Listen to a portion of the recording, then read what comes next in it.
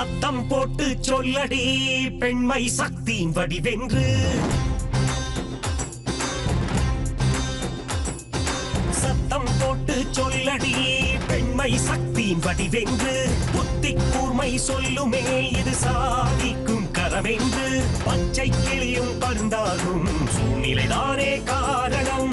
அச்சம் விட்டு கரையேறும் கயலும் புயலாய் மாறிடும். சித்தத்தால் ஒரு யுத்தம் செய்யினி உலகம் உன்னை கொண்டாடும். காயத்ரி காயத்ரி நீ கரையாது வளரும் மெழுகுவர்த்தி. காயத்ரி காயத்ரி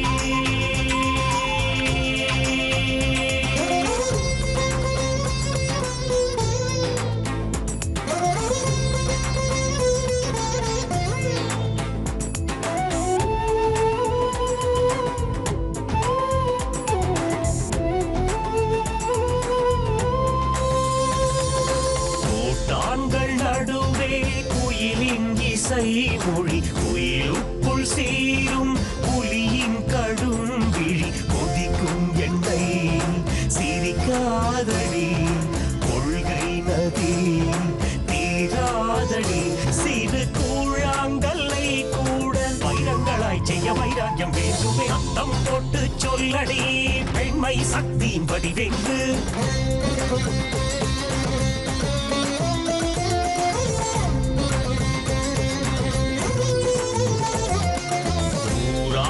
வார்த்தைகள் கல்லூறு வீசலம். போராடி நிமிர்ந்தால் நீ நின்று வாழலாம். நீரோடையும் ஆராகலாம்.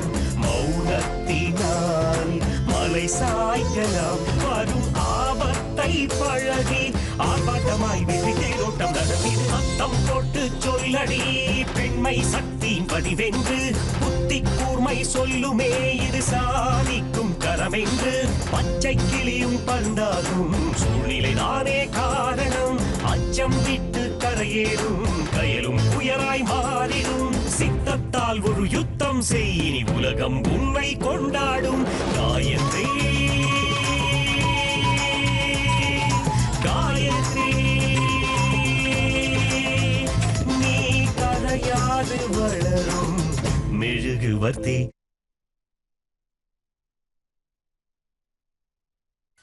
ராஜேஸ்வரியின் சதியால் ஜெயலட்சுமி இறந்து விடுகிறார். காயத்ரியை தனது வீட்டில் இருக்கும்படி ஜெகன் கேட்டுக்கொள்கிறார். அதை மறுக்கும் காயத்ரி தன் அம்மாவின் வீட்டிற்கே சென்று விடுகிறாள்.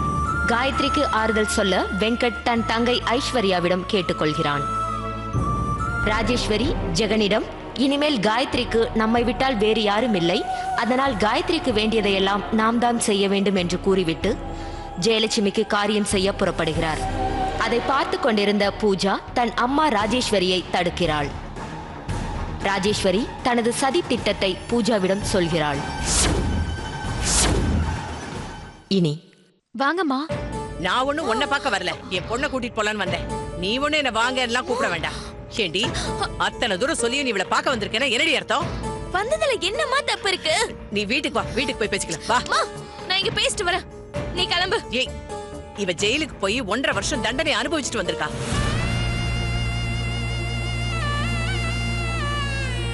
கொலகாரின்னு பேர் வேற எடுத்திருக்கா. இவ கூட நீ பேசிட்டு இருந்தேன்னா பாக்குறவங்க உன்னையும் தப்பா தாண்டி பாப்பாங்க. இந்த உலகத்துல பாதி மதிப்பு நமக்காக வர்றது, மீதி மதிப்பு மத்தவங்களோட பழகிறத வச்சு வர்றது. இவள மாதிரி தடுமாறவங்களோட நீ பழகிட்டு இருந்தா ஓ மதிப்பு என்னடி ஆகுறது? நிறுத்துங்க.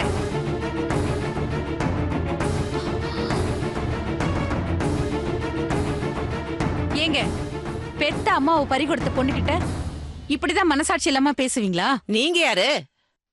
நானும் அவளுக்கு அம்மா மாதிரி தான். என் பொண்ணவ. என்னங்க, என் பொண்ணு என்னமோ தடுமாறி போனவன்னு சொன்னீங்க. சின்ன வயசுலயே கொலை பண்ணிட்டு தண்டனை அனுபவிக்கிற வரைக்கும் போனவள தடுமாறி போனவன் சொல்லாம வேற என்னன்னு சொல்றது? அவ தடுமாறி போனான்னு உங்களுக்கு தெரியுமா? எனக்கு என்னங்க தெரியுது? இவ யோகிதை தான் இந்த ஊர் உலகத்துல எல்லாருக்கும் தெரியுமே. இந்த ஊர் உலகத்துக்கெல்லாம் தெரியாத ஒரு விஷயம் இருக்கு, அது உங்களுக்கு தெரியுமா? எப்பேற்பட்ட விஷயமா இருந்தாலும் கண்ணால பார்த்தது உண்மை இல்ல, காதால கேட்டது உண்மை இல்ல. இது எல்லாத்துக்கும் அப்பாற்பட்ட விஷயம். காயத்ரி விஷயத்துல இந்த ஊர் உலகமே இவள நல்லவன் சொல்லுச்சு. கொலை பண்ணத காயத்ரி வாய் விட்டு சொன்னதுக்கு அப்புறம் தான் அவளுக்கு தண்டனை கிடைச்சது. அவ அப்படி சொன்னதுக்கு காரணம் இருக்கு. அவ சொன்ன வார்த்தைக்கு பின்னால ஒரு சோகமே இருக்கு. நடந்தது என்னன்னு நான் சொல்றேன், கேட்டுக்கோங்க. வேண்டாம். ஐயோ காயத்ரி, உன்னை தப்பா பேசுறதுக்கு நான் அனுமதிக்க மாட்டேன். இத பாருங்க, என்ன நடந்ததுன்னா ஐயோ, என்னதானே தப்பா பேசுறாங்க, விடுங்க. இல்ல காயத்ரி, என்ன சொல்ல விடு ப்ளீஸ், உங்களுக்கு கெஞ்சி கேட்டுக்கிறேன், தயவு செஞ்சு எதுவும் பேசாதீங்க ப்ளீஸ். காயத்ரி.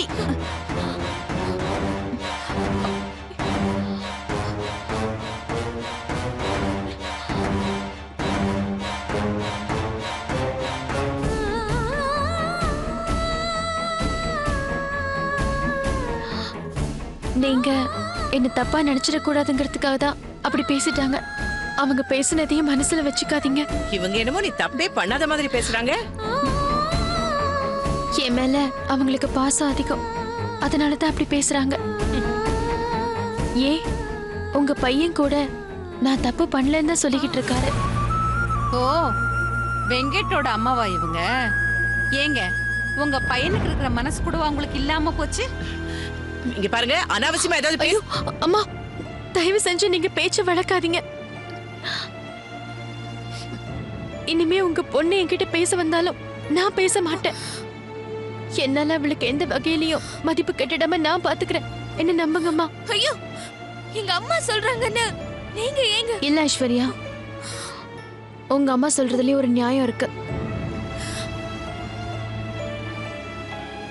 இந்த உலகம் பனைமரத்துக்கு கீழே நின்று பாலை குடிச்சாலும் அத கள்ளுன்னு தான் சொல்லும். என் மேல விழுந்திருக்கிற கரை ஓ மேல பற்ற கூடாது. நம்ம விலகியே இருப்போம். அப்புறம் என்னடி, இவளே சொல்லிட்டால, இனிமே இவள பாக்குறேன் கேக்குறேன்னு சொல்லிட்டு இங்க வந்த நீ வா வீட்டுக்கு வா சொல்றேன். வா கூப்பிடல, வாடி வா. அம்மா விடு.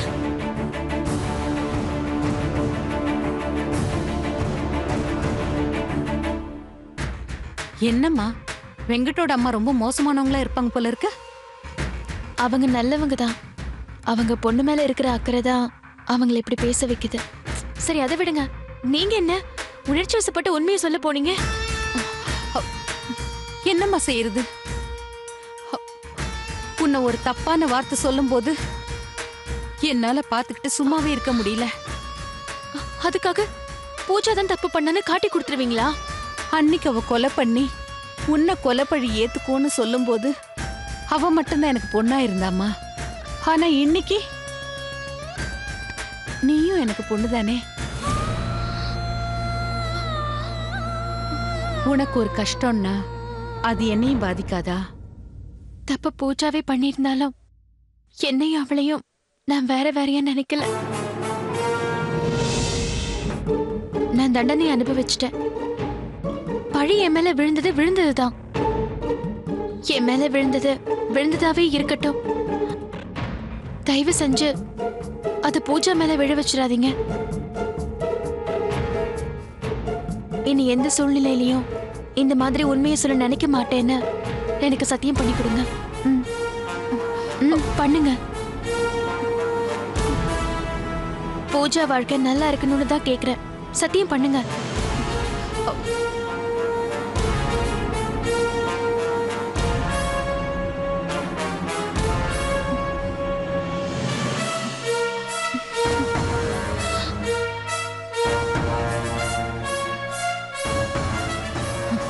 என் பொண்ணு வாழ்க்கை நல்லா இருக்கணும், இந்த உண்மையை யார்கிட்டயும் சொல்லாதுன்னு நான் உங்ககிட்ட சத்தியம் வாங்கினா அது ஒரு விதத்துல நியாயம். ஆனா நீ என்கிட்ட சத்தியம் வாங்குற, உன் மனசு யாருக்குமா வரும்? உனக்கு இப்படி ஒரு மனசை கொடுத்துட்டு உங்க அம்மா உன்னோட சேர்ந்து வாழ முடியாம போயிட்டாங்கன்னு நினைக்கும் போது ரொம்ப மனசுக்கு கஷ்டமா இருக்குமா? எனக்கு இப்படி இருக்குன்னா உனக்கு எப்படி இருக்கும்? இதுல இருந்து எப்படிதான் மீண்டு வர போறியோ? இல்ல, நான் இருக்கேம்மா. உனக்காக முழுசா நான் இருக்கேன். உங்க அம்மாவுக்கு காரியம் பண்ணணும், அத பத்தி உங்ககிட்ட பேசலான்னு வந்தேன். ஆனா உனக்கே மனசு சரியில்லை. இந்த நேரத்துல பேச வேண்டாம், நான் அப்புறமா வரேன். இல்ல, செத்தவங்களுக்கு தான் காரியம் பண்ணுவாங்க. எங்க அம்மா சாகல, என் மனசுல வாழ்ந்துட்டு தான் இருக்காங்க. என் உயிர் இருக்கிற வரைக்கும் அவங்களும் என் கூட இருப்பாங்க. தயவு செஞ்சு அவங்களுக்கு சடங்கு சாஸ்திரம் எல்லாம் பண்ணி என்கிட்ட இருந்து பிரிச்சிடாதீங்க. உனக்கு விருப்பம் இல்லாத எதையும் நான் செய்ய மாட்டேம்மா. உனக்கு இந்த காரியம் எல்லாம் வேண்டாம்னா விட்டுடலாம். நீ நிம்மதியா இரு, அதுவே எனக்கு போதும். நான் கிளம்பட்டுமா? பத்திரமா இரு.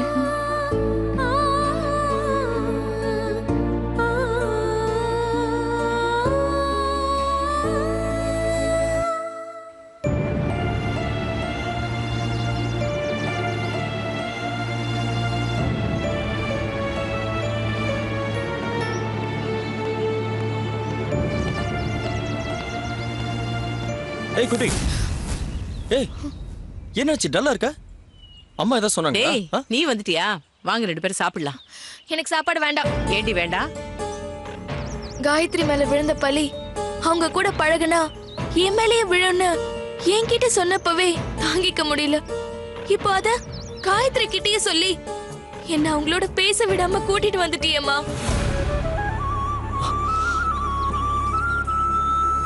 இது உனக்கே நியாயமா இருக்காமா? உன்னை பெத்தவடினா நியாய அநியாயத்தை பத்தி நீ எனக்கு சொல்லி தர வேண்டாம். அம்மா நிறுத்துமா, என்னம்மா பேசுற? இவ காயத்ரியோட பழகுனா காயத்ரிக்கு ஆறுதலா இருக்கும்னு சொன்னவன் நான். ஆனா நீ நான் சொன்னதையே நடக்க விடாம பண்ணிருக்க. ஏமா இப்படி பண்ண? டேய், காலம் புறா இவ நம்ம வீட்டுல இருக்க போறவில்லடா, இன்னொரு வீட்டுல போய் வாழ வேண்டியவ. இவ போற வர இடம் யாரும் தப்பு சொல்லாத இடமா இருக்கணும். இவ பழகுற ஆளுங்க யாரும் குறை சொல்லாதவங்களா இருக்கணும். காயத்ரி விஷயத்துல இது ரெண்டுக்குமே இடம் இல்ல. அப்படி இருக்கும்போது இவளை எப்படிடா அவ கூட பழக விட முடியும்? அம்மா, நல்லவங்க கெட்டவங்கங்கறத மத்தவங்க பார்வையில இருந்து பார்க்க கூடாது, நம்ம பார்வையில பார்க்கணும். காயத்ரி எப்படிப்பட்டவங்கிறது உனக்கு தெரியாதம்மா? டேய், உனக்கு காயத்ரி வசதியா தெரியலாண்டா, எனக்கு ஏன் பொண்ணுதான் வசதி. இவளுக்கு அம்மாவா இவளை எப்படி வளர்க்கணுங்கிற பொறுப்பு எனக்கு இருக்கு. காயத்ரி இருக்கிற நிலைமையில நீ அவளுக்கு ஆறுதல் சொல்லணும்னு நினைச்சேன்னா மணிக்கணக்கா போய் உட்கார்ந்து ஆறுதல் சொல்லிக்கிட்டே இரு. அத நான் வேண்டாம்னு சொல்ல மாட்டேன். ஆனா அந்த ஆறுதலை உன் தங்கச்சி மூலமா நீ குடுக்கணும்னு நினைச்சேன்னா அதை பார்த்துட்டு நான் சும்மா இருக்க மாட்டேன். டேய், உனக்கு காயத்ரி மேல இருக்கிற மதிப்புக்காக நான் என் பொறுப்பை ஒரு நாள் விட்டு கொடுக்க முடியாது. இதுவரைக்கும் நம்ம குடும்பம் எந்த பிரச்சனையும் வராத குடும்பமா தான் இருக்கு. என்னைக்கும் அப்படித்தான் இருக்கணும். புரிஞ்சு நடந்துக்கங்க.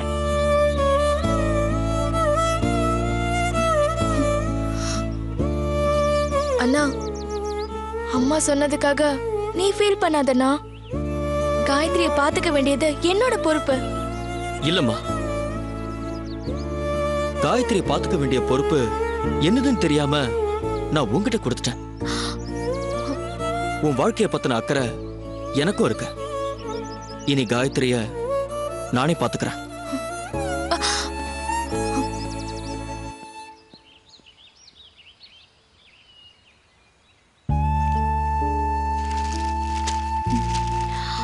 வணக்கம் சார்.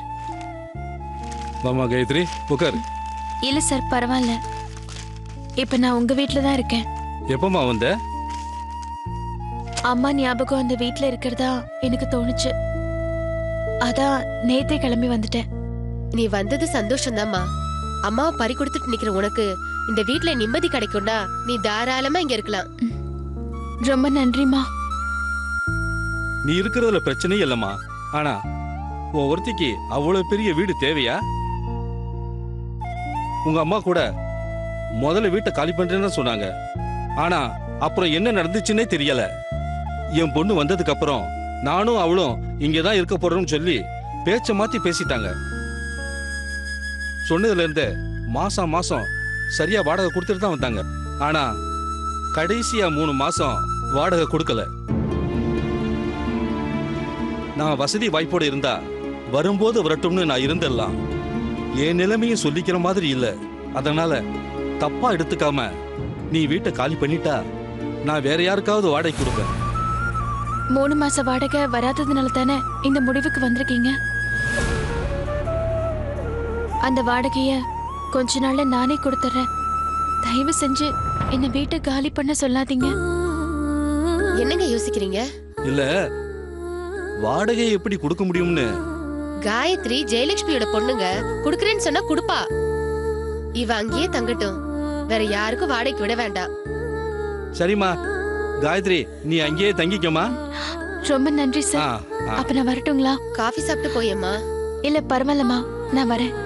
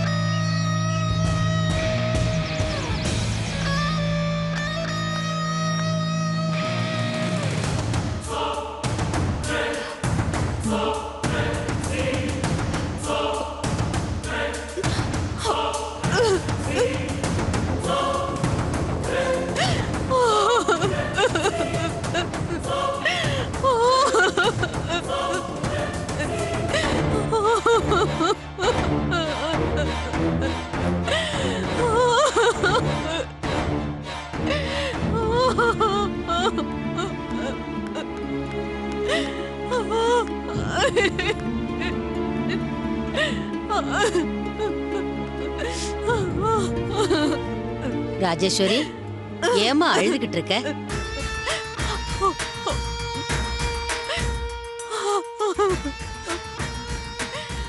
என்ன நடந்தாலும் கலங்க மாட்டியே. உன் மனசு உடைஞ்சு போற அளவுக்கு அப்படி என்னம்மா நடந்தது?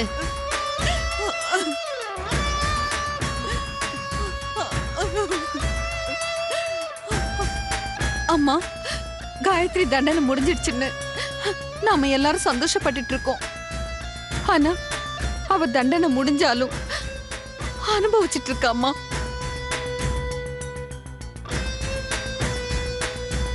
காயத்ரிக்கு ஆறுதல் சொல்ல வெங்கட்டோட தங்கச்சி அங்க வந்திருந்தா, அவ பின்னாடி அவங்க அம்மாவும் அங்க வந்து கொலை பண்ண வீட்டுக்கு வந்திருக்கியே, உன் பேரு கெட்டு போகாதான்னு காயத்ரி மனசு ரொம்ப நோகடிக்கிற மாதிரி பேசிட்டாங்க. அவங்க பேசினதை கேட்டு எனக்கு அப்படி ஒரு ஆத்திரம் எங்கிருந்து வந்ததுன்னே தெரியலங்க. எப்படி நீங்க காயத்ரி தப்பா பேசலன்னு அவங்களோட சண்டையே போட்டேன். ஆனா காயத்ரி பெருந்தன்மையா அவங்க பேச்சுல நியாயம் இருக்குன்னு என்ன சமாதானப்படுத்திட்டாங்க.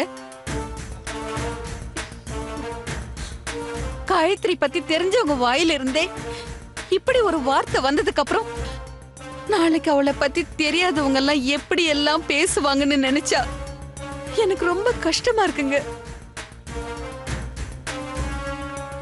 இந்த மாதிரி நேரத்துல ஜெயலட்சுமி அக்கா கூட இருந்திருந்தாங்கன்னா காயத்ரிக்கு எவ்வளவு ஆறுதலா இருந்திருக்கும். அந்த ஆறுதல் கூட கிடைக்க விடாம கடவுள் அவங்கள மேல கூட்டிட்டு போயிட்டாரு.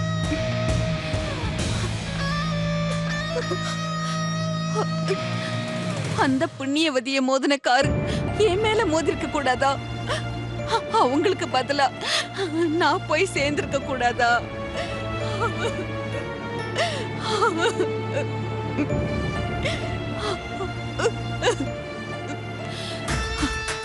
பெத்தவ பக்கத்துல இல்லாத கவலையும் பேர் கெட்டு போன கவலையுமா சேர்ந்து என் பொண்ணை என்ன பாடுபடுத்த போகுதுன்னு நினைச்சா எனக்கு ரொம்ப கவலையா இருக்குங்க.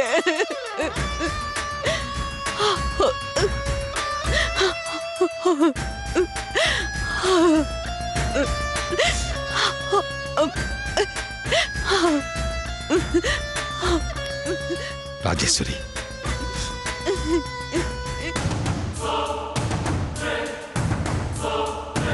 காயத்ரிக்காக நீ இந்த அளவுக்கு பேசுறது பாக்குறப்போ